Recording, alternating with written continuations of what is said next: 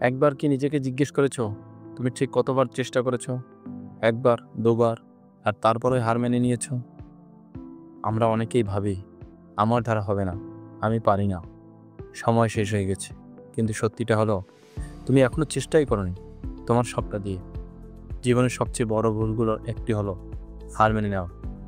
তখনও যখন লড়াইটা ঠিকমতো শুরুই করনি।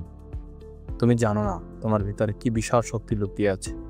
যতক্ষণ না তুমি চেষ্টা করো, তুমি যদি স্বপ্ন দেখো তাহলে তার জন্য যুদ্ধ করো। কেউ তোমার স্বপ্নকে সত্যি করবে না তুমি ছাড়া।